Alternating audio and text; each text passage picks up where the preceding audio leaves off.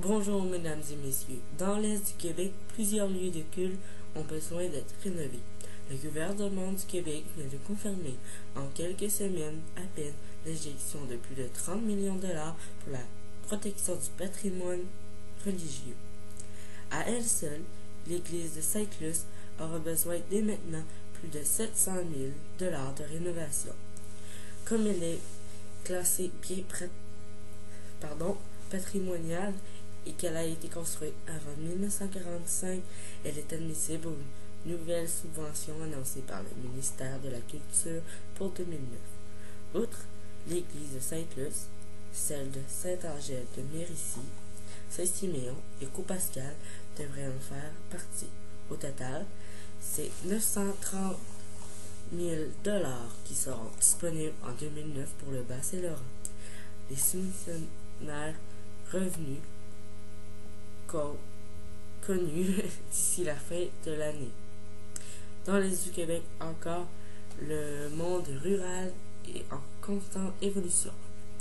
L'arrivée des citadins change le portrait des communautés. Dans le cadre du Congrès de l'Ordre des urbanistes du Québec, qui a lieu ces jours-ci à Rimouski, des spécialistes se penchent sur cette question qui pose plusieurs problèmes sociaux et économiques.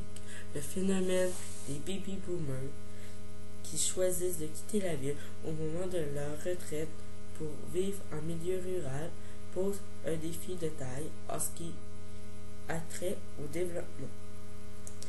À cette problématique s'ajoutent parfois des visions différentes de la campagne ou la protection agricole, quand mal l'aspect bucolique dont rêvent les citadins. Les élus doivent s'intéresser de près à ce phénomène qui, selon les études, devrait s'amplifier.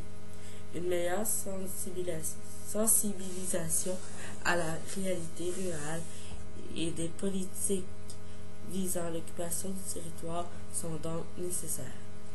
À cette île maintenant, le procès de Gangsteris est maintenant terminé. En octobre 2005, une opération policière avait permis de démanteler un réseau de trafic de stupéfiants. Une cinquantaine de suspects de cette île, Bécomo et Québec avaient été arrêtés. Dans le cas du procès de cette île, 25 requêtes préliminaires ont été déposées devant la Cour, ce qui est plutôt exceptionnel dans ce type de dossier. Quant au procès de Bécomo, issu de la même opération, il se poursuit à Québec où il a été transféré. Alexandre Collard, Info, Cette île.